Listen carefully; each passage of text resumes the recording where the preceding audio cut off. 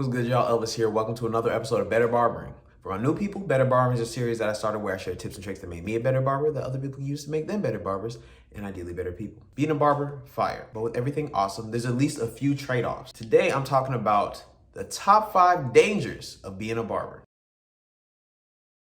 So I'm gonna go ahead and get the big ones out the way. Number 1, getting robbed. Now, this isn't something that I feel like every barber should be worried about all the time, but it's something that people should be aware of, because as a barber, especially if you become established in your city or wherever you are, you become somewhat of a local celebrity. Even if it's not like you got groupies everywhere you go, people tend to peep you wherever you go. And more often than not, they're gonna be people that you don't know, especially if you're on social media. Okay, think about all the people that keep tabs on barbers just for the sake of getting a haircut. That's a lot of people. Now, if you multiply that by all the people that see you through social media that don't even plan on getting a haircut but are aware of who you are, now that's a whole lot of people that know you. So if you're moving around in a city that is either small or feels small, like Greensboro, North Carolina, I mean, it's a big city, but the city is small because all the people know each other. It's a big college town, especially me being a college-age person that went to college, and most of my clients are in college. A lot of college people know me. So a lot of people that I don't know are aware of who I am, especially if you're one of these hot and poppin', flexing ass barbers on social media. That puts a target on your back. I know barbers in my city that full-on home invasion got robbed because people have been watching them for months. I mean, and I'm a really low-key person. I'm not flashy. I don't be going places like that. But so that's not something I really worry about. But being aware of your surroundings is always important. Like on the rare occasions I go downtown and like, let's say bar hop with some friends or something. I don't really drink, so it's not a thing I do often. Every time I'm in a bar downtown, there's always at least 1 or 2 people that I don't either know or remember, but are really familiar with me. Like I say, I'm walking through the crowd, and then somebody just looks at me and they're like, "Oh, what's good, bro?" And just like a whole embraces me, and I'm like, "Appreciate you." And then I walk across to the other side of the room and somebody else does it. Keep in mind, there's a lot of people I don't remember names, but I'm really good with faces, and I'm even better with scalps. And I know for sure I don't know these niggas, or at least not well enough for them to be like, it's friendly. So I'm just like, okay, hey y'all, let's go. Hey y'all, let's the next stop. Now it's like, that's a little bit of an exaggeration, but just how I'm wired, that kind of shit makes me uncomfortable. And then also, if people know you're a barber, they're gonna assume you got bread on you. Keep that in mind. Even though it's the future and people be doing crypto, Cash App, and all that other shit, that's gonna be an assumption. That brings me to the number 2 danger, becoming a mark or a target. This isn't like number 1 about being robbed and shit. It's more about you becoming a target because people see you as a resource. That could be somebody just selling things. At the shop I'm at, there's always somebody coming in trying to sell either hats or some miscellaneous gadget or sometimes some shit they stole. There's always somebody assuming, oh, these barbers, they got some money, they probably want to spend it. But it does not stop there, even dating. So like sometimes I might start talking to a girl, and of course with social media, it's really hard for me to hide what I do. A lot of times girls can look at you like an open wallet. There always comes a point when I'm in the process of talking to a girl where she starts to realize like, sure, yeah, I got it, but I am not that guy. I'm not the 1, 2, or the 3. Like, you ain't getting shit from me. Anything people earn, I think they deserve. But most people try to come in and just try to benefit off you because they think it's available, which it is not. All right, number 3, a lack of discipline.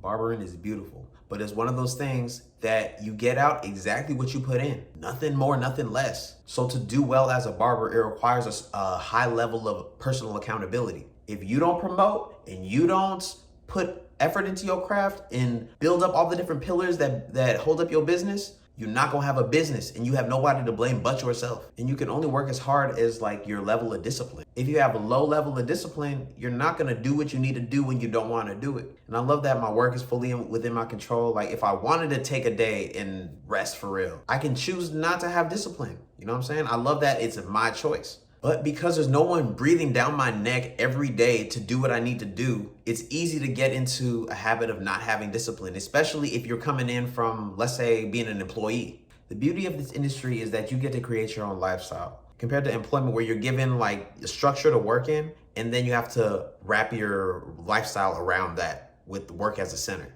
The employment structure is great for like consistency, but you're forced to plan your lifestyle around that. So when you're at work, you only really got a choice to work, and then after work, you can do what you want.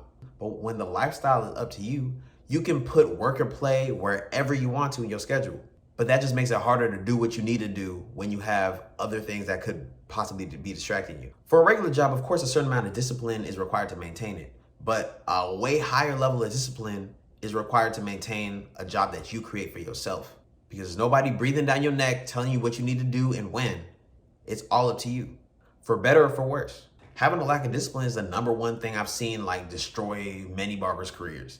And more often than not, like for all the people that I met on my barber journey that were like, oh, barbering's dead, you can't make any money barbering, and just had nothing good to say about barbering, despite that these were barbers that have been barbers for like 20 plus years, I realized that it all came down to a lack of discipline. Without discipline, you cannot create anything great.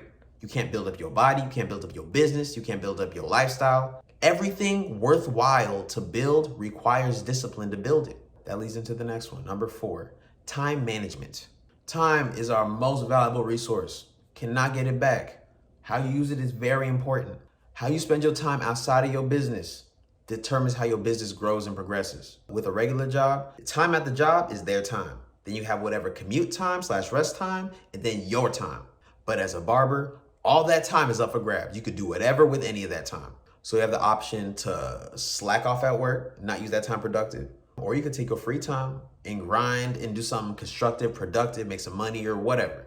For people with jobs, more often than not, the time they have outside of work doesn't affect the time within the job much unless they're like not resting or doing the things that they need to do to be productive in that time at work. But it's a bigger deal when you're self-employed. All the time that you spend outside of work influences work. There's technically no off time except for the off time you allot for yourself.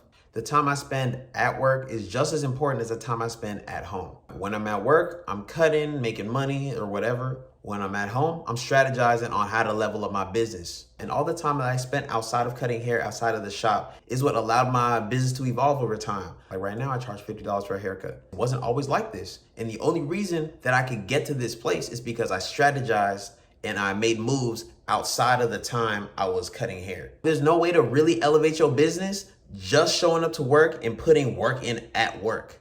All right, so number 5, and this is something I be dealing with damn near every week or every other week. But number 5 danger of being a barber, burnout. All right, full transparency. It's rare that I get actually burnt out on just cutting hair. There was a time where I was, but that was like way back. I might have been cutting like 10 hours a day, 6 days a week. So naturally, of course, I'm super burnt out. Thank God I don't cut nearly as much hair as that anymore, but I make a lot more money. But burnout is something damn near every hustler ass barber is gonna deal with, because most of the hustler barbers I know are trying to max out, get it out the mud type shit. And I'm with it, but there's a time and place for that. Like if we're talking about longevity, it's not worth it to burn out. Like let's say you set a record for cutting hair this week, but at the end of the week, you tired as shit. Going into next week, you're less productive because you have less energy. Or you might not just be like physically tired of it, but you're just mentally tired of doing haircuts. Like that's all you do. At a certain point, you get fatigued and you just find less enjoyment in it. How a lot of barbers I know remedy that is they go on vacations every so often. Like maybe monthly or every 2 months or something, just a few days or a week vacation to somewhere cool. Then they're over there for some time, they come back and they recharge and jump back into it. My approach is kind of different. Cause I don't mind traveling. Like I think traveling cool or whatever, but like I've been able to travel, but I just don't care that much right now. But what I do to keep myself from burning out is I have like a pretty strict cutting schedule. People want haircuts outside of my bookable schedule. That is double. If my schedule is all the way booked up, I'm honestly cutting as much hair as I want to. So if I gotta cut more hair on top of that, you gotta make it worth it for me. And most people that want a haircut bad don't want it bad enough that they want to pay double for a haircut, especially at $50. For a regular price. I'm not going for that cuts out a good amount of my stress. But then if I'm actually tired of cutting hair or whatever, I usually just jump into another hobby that I like. Now I got like video editing, podcasting. I started painting. Also started like writing spoken word and stuff. I might start doing that. The things that recharge me are the things that allow me to express my creativity. But also sometimes after like a long day of cutting hair and trying to edit and do all the other things, mentally burned out. Do something that's more relaxing than stimulating. But we all got different things. We all got different vices, you know what I'm saying, to handle that. Burning out is one of the worst things as a barber because it makes you dislike work. It's one thing to dislike a job somebody gave you. It's another thing to dislike a job you picked and built specifically. So I would say avoid burning out when you can. Understand your limits of how much hair you want to cut and Make sure you have some type of stress relieving activities set up just so you can replenish yourself when you need it. All right, but that's my list. But if y'all have any other dangers y'all want to add to the list, go ahead and comment them down below. I appreciate y'all. Appreciate y'all watching. If you enjoyed the video or got any value, go ahead and like, subscribe. If you haven't already, go ahead and follow your boy on Instagram at CutsByElvis. Until next time, Craft Over Clout, I'm out.